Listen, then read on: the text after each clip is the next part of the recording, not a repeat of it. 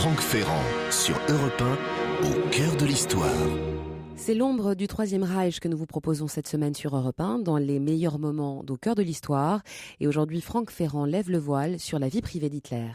Bonjour à tous. C'est la traduction l'année dernière d'une biographie allemande d'Eva Braun, la compagne d'Hitler, qui a attiré mon attention sur l'intimité du Führer. Nous allons donc parler des amours et des haines intimes d'Hitler, mais aussi de tous les tics et autres manies qui empoisonnaient son quotidien.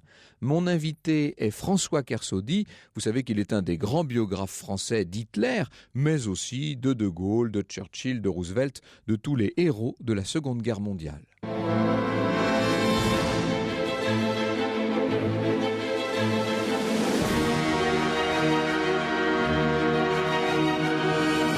De 13h à 14h sur Europe 1, au cœur de l'histoire. Franck Ferrand. Après la chute du Troisième Reich, nombreux ont été les familiers d'Hitler à livrer d'abord au service américain et soviétique et puis peu à peu à la presse du monde entier des confidences sur l'existence privée de feu Adolf Hitler.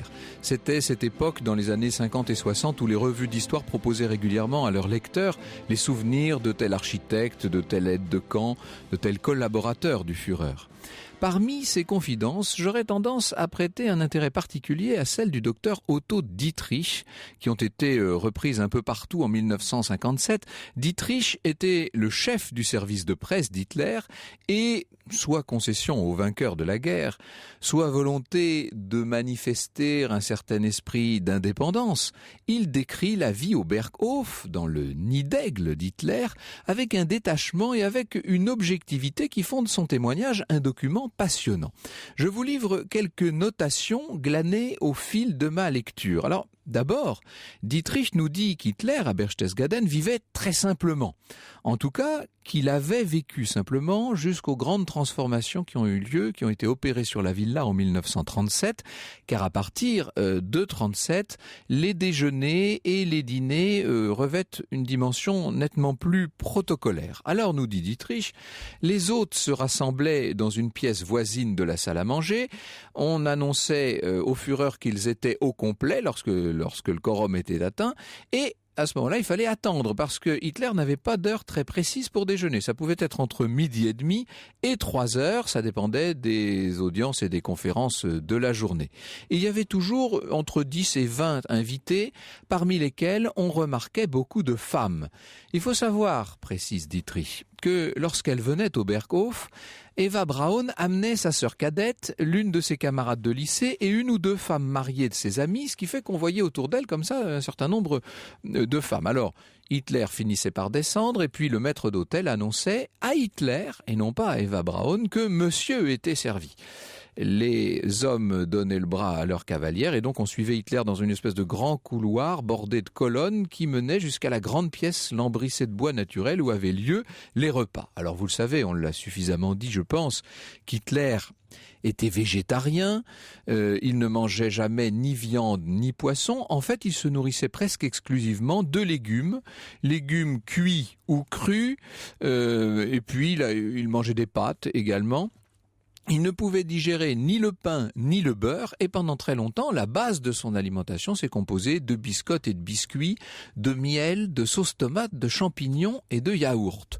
Oui, je vois Julia ouvrir de grands yeux. C'est un personnage dont le moins qu'on puisse dire est qu'il est bourré de phobies. Nous allons y venir tout à l'heure avec François Kersaudy. Il est bourré de manies, de tics, etc. C'est un obsessionnel compulsif, incontestablement, et dans la façon de se nourrir, évidemment, ça ressort très fortement. Et il ne boit pas non plus une seule goutte d'alcool, mais il n'essaie pas pour autant de convertir ses hôtes, ni à l'alimentation végétarienne, ni au fait de ne pas boire d'alcool. Il n'empêche qu'à sa table, personne n'oserait boire autre chose que de l'eau. Il déteste les cigarettes également. Il disait si j'offrais des cigarettes, ce serait à mon ennemi et pas à mon ami. Alors de quoi parle-t-on à la table d'Hitler ? Le moins qu'on puisse dire, c'est que la conversation tourne un peu en rond. On parle de la nourriture justement, des vitamines, des calories, des régimes, ça le passionne. Et puis de la chasse, mais attention, de la chasse pour en dire du mal, parce qu'il est totalement opposé à la chasse. D'ailleurs, il a fait interdire l'accès de tout l'Obersalzberg aux chasseurs. Et puis il parle de sa vie, de ses voyages. En gros, c'est lui qui parle et les autres écoutent. Oui, voilà. Alors il fait semblant, il s'efforce en tout cas d'avoir de l'humour, nous dit le docteur Dietrich. Seulement, c'était un humour très lourd. Ses blagues étaient toujours tirées par les cheveux, dit Dietrich, et ça créait un sentiment pénible parce que les gens faisaient semblant de rire, mais c'était pas toujours très drôle. Bon. Les repas, à la fin du repas, on se levait de table, ça durait donc pas très longtemps, et puis Hitler montait travailler un peu, et ensuite on allait au fameux pavillon de thé, qui se trouvait à environ un quart d'heure de marche en montant par un petit sentier, et là avait lieu une sorte de cérémonie quotidienne. Alors que faisait-on dans ce pavillon de thé ? Pas grand-chose, et de nouveau c'est Hitler qui animait globalement la conversation. On y restait quand même 1 heure ou 2, et puis les invités redescendaient tranquillement en voiture, en attendant quoi ? En attendant un dîner qui parfois pouvait se faire attendre très longtemps. Franck Ferrand sur Europe 1, au cœur de l'histoire. Avec un récit sur Europe 1 qui lève un coin du voile sur la vie privée d'Hitler, sur son quotidien, ses goûts et ses nombreux dégoûts, Franck. Il y a très nombreux dégoûts. Il était au Berghof à ce moment-là. Et là, la pièce centrale du Berghof, c'est le fameux grand hall auquel on accédait par un escalier en marbre rouge. Il y avait là d'immenses fenêtres à coulisses qui s'ouvraient sur cet extraordinaire paysage alpin. Vous avez vu ça, et forcément, on a vu toutes ces images de Hitler à Berchtesgaden. Alors, il travaillait là, d'ailleurs debout devant une grande table qui était placée près d'une fenêtre, et il y avait à côté un énorme globe terrestre. C'était presque comme dans le film de Charlie Chaplin, Le Dictateur, vous savez. Dans ce grand hall avait lieu, après dîner, alors pendant la guerre, c'était les conférences évidemment avec un certain nombre de généraux, c'était des conférences stratégiques, mais jusqu'en 1940, il y a eu là des projections de films. Hitler se faisait projeter dans ce grand hall du Berghof des films allemands ou étrangers. Du reste, souvent il y avait 2 films dans la soirée. Quand il n'y avait pas de séance de cinéma, il écoutait de la musique classique, de l'opéra, parfois de l'opérette, ou alors il faisait venir des magiciens. Ça, c'est une chose qu'on dit rarement, mais il avait une espèce de fascination pour les prestidigitateurs, et alors il adorait voir les magiciens faire des tours comme ça le faisait rire comme un enfant. Bon, on est quand même en présence d'un personnage assez spécial. On va y revenir évidemment largement dans la deuxième partie de l'émission. Et puis, vers 11h30 ou minuit, tout le monde repassait au salon, et alors là, qu'est-ce qu'on faisait ? On attendait qu'Hitler aille se coucher, mais il arrivait que ce soit très très tard, à 4h, à 5h du matin, et vous imaginez les invités qui sont là, qui d'ailleurs meurent de froid parce qu'Hitler fait toujours maintenir la température à un degré très faible, 12-13 degrés, il fait vraiment un froid de canard dans ce Berghof, et les gens sont là et ils attendent le plus près possible de la cheminée qu'Hitler ait envie d'aller se coucher. Et ça, c'est, nous dit le docteur Dietrich, sur les témoignages duquel je m'appuie pour vous raconter ça, c'est la seule circonstance où j'ai vu le Führer se montrer particulièrement mal élevé, dit-il. Il ne se souciait pas du tout que ses invités soient fatigués, et les dames notamment bâillaient à s'en décrocher la mâchoire en attendant qu'il veuille bien lever le camp, ce qui avait lieu très tard. Et comme lui-même se couchait très tard, il dormait, il faut dire, très mal et très peu, il arrivait qu'il se lève très tard aussi. Les journées étaient très décalées vers le soir et vers la nuit, en fait. Il vivait presque autant la nuit que le soir. D'ailleurs, ses voisins, bien avant qu'il ne soit chancelier du Reich, l'appelaient déjà le loup. Il avait quand même quelque chose comme ça d'assez noctambule. Alors, celle qui était censée mettre un peu de variété et de gaieté dans tout ça, c'était Eva Braun, bien entendu, qui était sa compagne. Cette compagne qu'il épousera quelques heures seulement avant leur suicide commun. Pour connaître mieux les relations entre Hitler et Eva Braun, il faut aller scruter notamment ces fameux 33 cahiers qui constituent une mine d'informations, des cahiers que les services de renseignement de l'armée américaine ont saisis en Bavière dans des réduits secrets où Hitler avait un temps envisagé de se replier. Les cahiers d'Eva Braun, la compagne d'Hitler, sont des albums de photos essentiellement qui sont commentés. Il était facile à Eva Braun de se procurer toutes les photos possibles, soit par par l'intermédiaire de son ancien patron, puisqu'elle avait rencontré Hitler à l'époque où il était tout nouveau chancelier, par l'entremise du photographe officiel Hoffmann, dont elle était l'employée, soit directement par les services de la propagande. Alors que nous révèlent les fameux albums de la compagne d'Hitler, Eva Braun? D'abord, Eva Braun déplore constamment le caractère insaisissable du chancelier. Ses fausses promesses, il passe son temps à lui dire, mais ça c'est le cas de beaucoup d'hommes politiques ou beaucoup d'hommes d'État. Il lui promet qu'il va venir la voir et en fait il annule toujours à la dernière minute. Elle regrette aussi la froideur avec laquelle il peut la traiter en public. Par exemple, en 1938, il y a une fête qui est donnée chez le photographe Hoffmann, qui donc était l'employeur de mademoiselle Braun.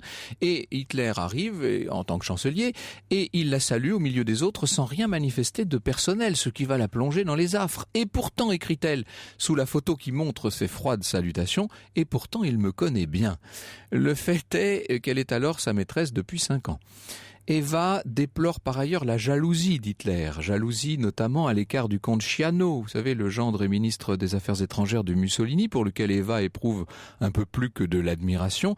Eh bien, lors d'une visite au Berghof du comte Ciano, Hitler donne l'ordre à Eva Braun de rester dans sa chambre, carrément. Elle conservait dans ses albums le menu du premier pas qu'elle avait pris avec le chancelier, ainsi que sécher la première fleur qu'il lui avait donnée, mais pour autant, on serait bien en peine, dans ces 33 albums, d'aller chercher le moindre mot qui trahisse la femme amoureuse. En Hitler, c'est le Führer qu'admirait évidemment Eva Braun, et ça jusqu'à la dévotion, certainement pas l'homme. Du reste, dans la biographie qui vient de sortir, la biographie d'Eike Gertemaker, on voit que l'engagement politique très actif d'Eva Braun au sein du parti nazi domine l'ensemble de son histoire avec Hitler finalement. Alors il y a aussi, en dehors de ces fameux albums, il y a des bobines de films amateurs qui montrent une Eva Braun toujours assez joyeuse, active, qui ne donne pas le sentiment de s'ennuyer à Berchtesgaden. Elle est d'une grande familiarité avec Hitler, on la voit là très intime, elle pose devant lui, elle le place à côté d'elle pour la prise, elle va même jusqu'à lui faire des grimaces. Ce qu'il faut noter, c'est que 5 des 33 albums en question, les albums de photos donc, sont consacrés à des photos d'enfants. Et parmi ces photos, une bonne centaine représentent un petit garçon dont Gunn, nous allons voir qui était ce personnage, nous dit, celui qui a donc publié le premier, les fameux albums, dont il nous dit que la ressemblance avec Hitler était frappante. Qu'est-ce qu'il faut penser de cette énigme ou pseudo-énigme? On va le voir dans un instant avec François Kersaudy. Ce qui transparaît aussi dans les documents privés d'Eva Braun, c'est le caractère ultra-protecteur d'Hitler qui l'entoure de près. Eva Braun n'a le droit ni de conduire, ni de pratiquer l'alpinisme, ni même de se rendre à Munich ou Berlin à partir du moment où les bombardements vont commencer sur l'Allemagne. Et ce que nous allons voir dans un instant, c'est qu'Hitler a été finalement peut-être plus proche d'Eva Braun que l'inverse. Ce n'était pas un bourreau des cœurs, c'est le moins qu'on puisse dire. Il a éprouvé une grande passion dans sa vie pour sa nièce, fille de sa demi-sœur, Géli Raubal, Géli qui s'est suicidée comme tant d'autres femmes ayant croisé sa route. Dans un instant, nous allons faire un peu la lumière sur cette vie très privée, sur la vie sentimentale d'Adolf Hitler.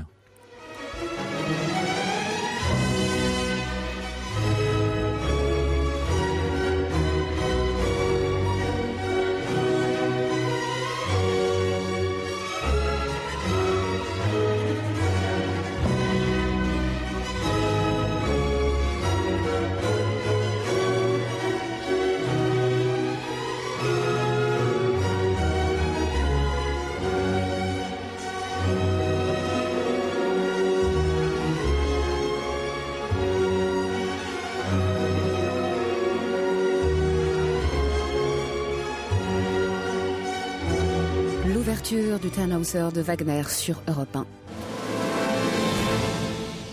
J'allais dire que c'était assez indiqué puisque nous parlons d'Hitler et de sa vie privée aujourd'hui en compagnie de François Kersaudy. Bonjour François Kersaudy. Bonjour. Merci beaucoup d'être avec nous. Tout le monde vous connaît évidemment, vous êtes le grand spécialiste de cette période et aussi de ce personnage. Vous avez enseigné à Oxford et à la Sorbonne, bien entendu.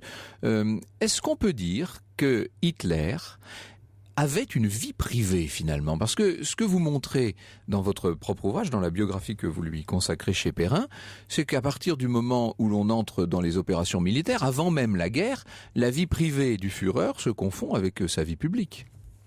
Oui, absolument. Le livre, effectivement, est consacré à Hitler en tant que chef de guerre. Forcément, il faut quand même un petit peu amener le personnage et montrer à qui on a affaire.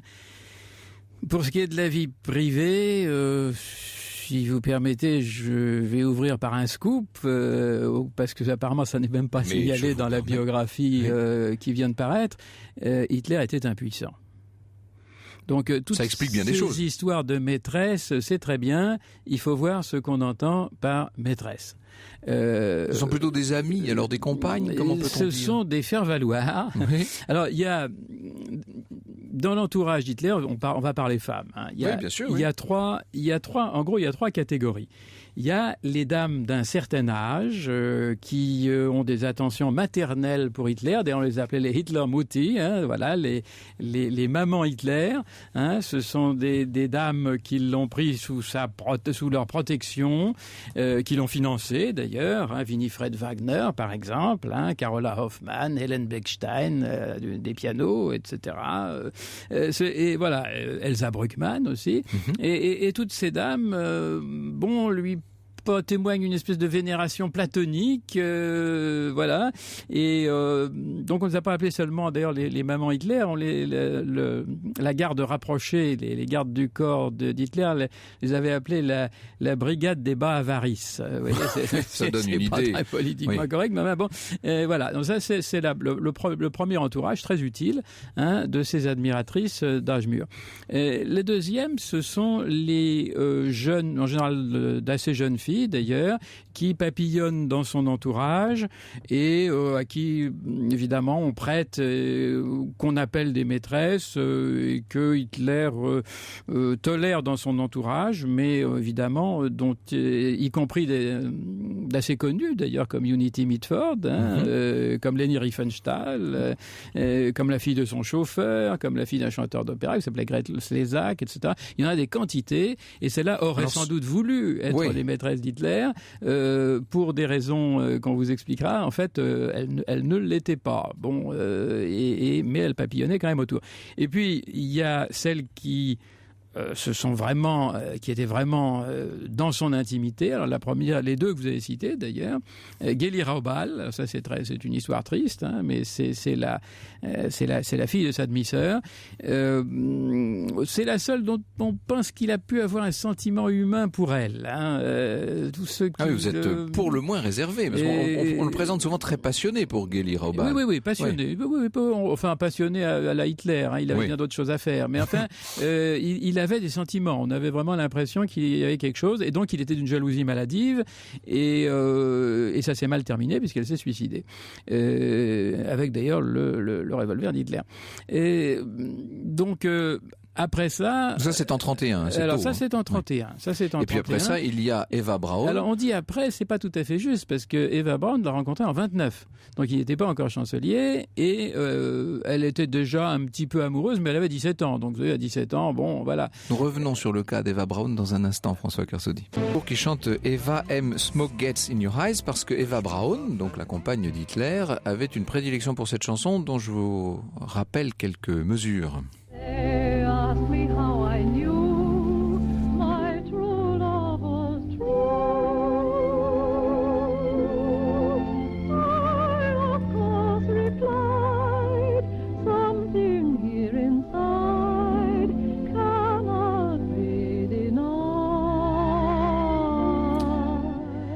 Donc on est dans toute l'atmosphère d'une époque. Ce que nous dit François Kersaudy, et qui explique bien des choses, non seulement sur les relations d'Hitler avec les femmes, mais d'une façon plus générale sur son comportement dans la vie, c'est qu'il était impuissant pour commencer. François Kersaudy. Oui, alors ce qui trompe, c'est que, comme disait un de ses compagnons, il faisait très bien les préliminaires. Il était extrêmement galant avec les dames. Les politesses autrichiennes. Les baise-mains, les fleurs, c'était sa grande spécialité. Il avait une grande galanterie. Et donc, on pensait que la suite allait correspondre.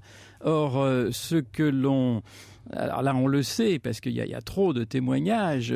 Ce qui se passe après, après, justement, il n'y a plus personne. Vous prenez le trésorier Schwartz qui dit que c'est une relation platonique. Hoffman dit la même chose. La secrétaire Christa Schröder dit la même chose. Les relations de Montchevet avec les femmes étaient de nature purement platonique.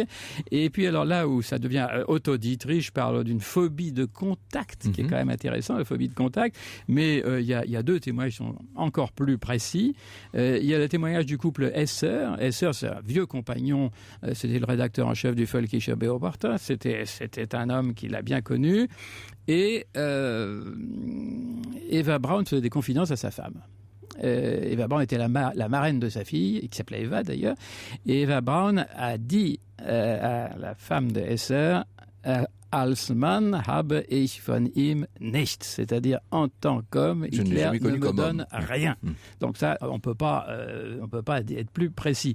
L'autre source qui est quand même très intéressante, c'est un certain Ernst Hanstengel. Hanstengel, autre très vieux compagnon d'Hitler, c'était son responsable de la presse étrangère, moitié américain, moitié allemand, un curieux personnage d'ailleurs, mais qui connaissait très très bien Hitler.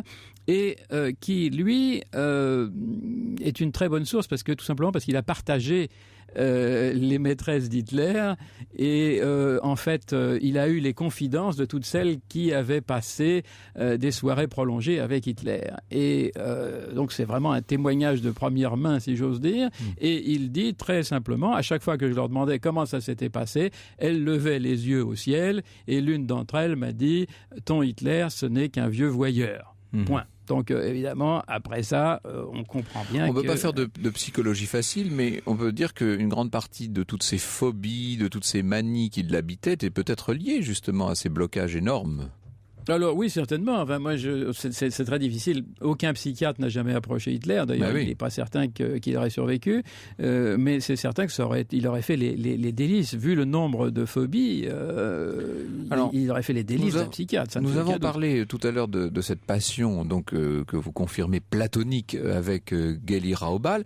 Elle s'est mal finie, vous dites qu'en 1931, elle s'est suicidée avec le revolver même d'Hitler. Elle n'est pas la seule femme à s'être suicidée dans l'entourage d'Hitler.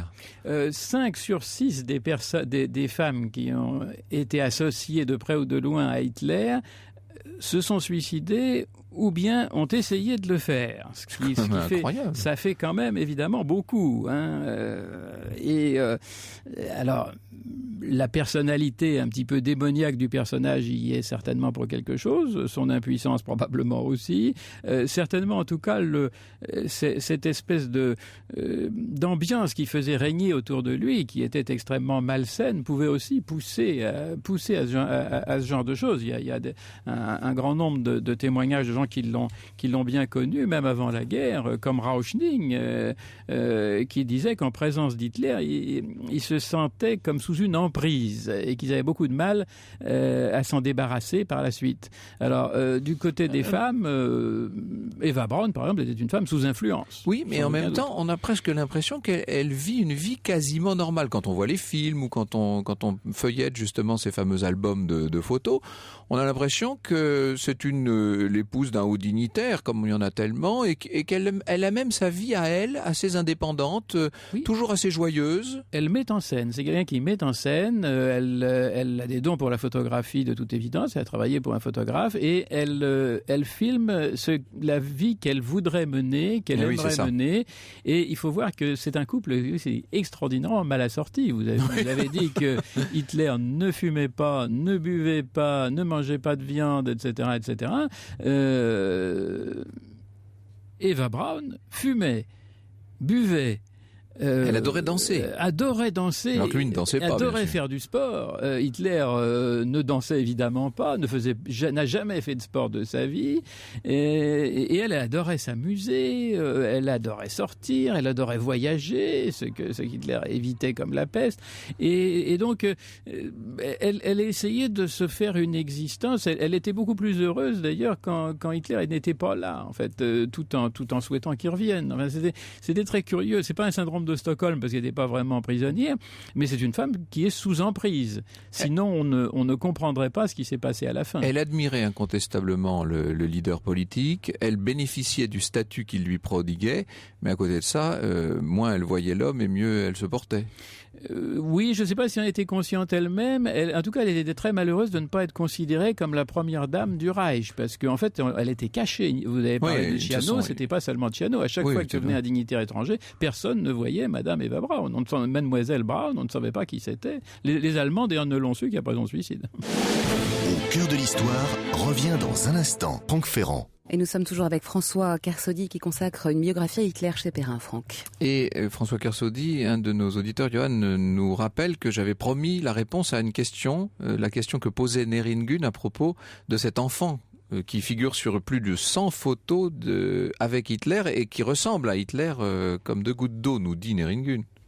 Oui, ça c'était l'appréciation de Néringen. Alors je ne sais pas si l'enfant avait une petite moustache et une mèche sur le front, mais à première vue, vu qu'Hitler était impuissant et vu qu'il ne voulait absolument pas d'enfant, on lui en a attribué d'autres. On lui en a attribué d'autres, y compris d'ailleurs un enfant français qu'il était censé avoir eu pendant la Grande Guerre dans les tranchées dans le nord de la France. Alors là, c'est une blague encore plus énorme parce que non seulement Hitler ne voulait pas s'approcher des femmes, mais encore moins des femmes françaises et belges qu'il considérait comme des ennemis et qu'en plus il considérait comme sales. Or, Hitler avait la phobie, parmi les nombreuses phobies dont on parlera, la phobie de la propreté. Vous avez vous-même rencontré un des aides de camp d'Hitler ? Oui, absolument. Contre-amiral Karl Jesko von Puttkamer, qui était encore là en 1974 et qui me racontait beaucoup de choses justement sur qu'est-ce que c'était que de travailler dans l'entourage d'Hitler. Il était très désordonné finalement. Hein. Alors, il était, et oui, et ça c'est très important parce que justement, vous avez parlé un petit peu de son emploi du temps journalier, c'était quelque chose de terrifiant. Hitler ne travaillait pas, on ne pouvait pas le voir. C'est lui qui devait prendre les décisions, mais il ne les prenait jamais. Ou alors il les prenait au tout dernier moment dans une espèce de frénésie ou d'extase quand il ne pouvait pas faire autrement. Et comme tout devait remonter à lui, c'était affreux parce qu'effectivement, il se levait à midi, il déjeunait après avoir regardé la presse, etc., vers 2h. Tout était décalé après. Après, il adorait aller dans les cafés et discourir sans discontinuer, parler à l'infini avec des admirateurs ou des admiratrices tout autour, en général jeunes, il les préférait jeunes parce que pas de contradiction. Mais quand il fallait prendre des décisions sérieuses, et c'est là que se pose le problème, il n'y avait plus personne. Et les ministres ne le voyaient jamais. Il n'y avait pas de Conseil des ministres. Hein, et alors, le Conseil des ministres ne s'est plus réuni depuis 1937. Et ce que je vous disais, c'était que les ministres avaient demandé à la chancellerie si, par faveur, ils ne pouvaient pas venir au moins une seule fois pendant tout le régime pour se faire photographier dans le bureau du Conseil des ministres de la chancellerie pour qu'on sache que quand même ils avaient été ministres et qu'ils avaient été dans le bureau du Conseil. Parce qu'on n'avait même pas besoin de... On leur accordait par faveur. Mais il n'était pas question de réunir un Conseil des ministres parce que Hitler avait peur que les ministres fassent bloc contre lui. Et qui prennent des décisions qu'il n'approuverait pas. Et donc, en matière civile et en matière militaire, c'est lui qui prenait toutes les décisions. Mais comme il était incapable de tout travail suivi, eh bien, les décisions étaient prises au hasard, n'importe quand, n'importe où et n'importe comment. Et évidemment, ça donnait des résultats totalement désastreux. Mais à chaque fois que j'entends décrire ainsi le désordre, l'incapacité de travail de Hitler, etc., je me dis, mais comment, avec tous ces handicaps effrayants, cet homme a-t-il pu se hisser à un tel niveau ? Justement, c'est la question principale.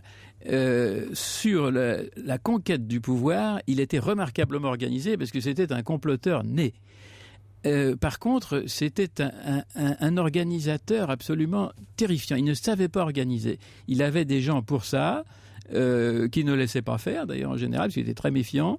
Il donnait des ordres qui étaient incohérents, et après, le plus souvent, d'ailleurs, il ne s'occupait pas de l'exécution de ces ordres. Mais quand il s'apercevait que les ordres n'étaient pas exécutés, là, il entrait dans une rage folle, et évidemment, tout ça faisait qu'il n'y avait pas de politique suivie dans quelque domaine que ce soit, ni dans le civil, ni dans le militaire.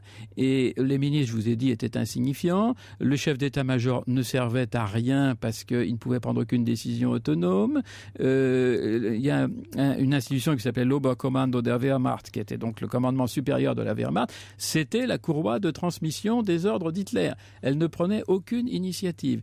Toutes les décisions venaient du Führer lui-même. Et elles étaient prises vraiment sur la base de renseignements souvent fantaisistes, sur la base d'inspiration, sur la base de ce qu'on a appelé, ce qu'il a lui-même d'ailleurs appelé des secousses et des convulsions. Ouais. Hein, et donc c'était vraiment un système totalement déréglé, aberrant, sur lequel malgré tout, et militairement ça n'avait évidemment aucun sens, mais le Reich a quand même résisté pendant 6 ans à une coalition pratiquement du monde entier, ce qui est quand même assez fabuleux quand vous voyez la façon dont les décisions étaient prises. Alors juste un petit mot sur ça, parce qu'on a parlé de tous ses dégoûts, mais il avait un grand amour pour sa chienne berger allemand, Blondie. Blondie, oui, parce qu'elle était soumise. D'ailleurs, tout ce qui était soumis, c'est un petit peu comme pour Staline, tout ce qui était soumis, ça allait. À partir du moment où il y avait une velléité d'indépendance, ça n'allait plus.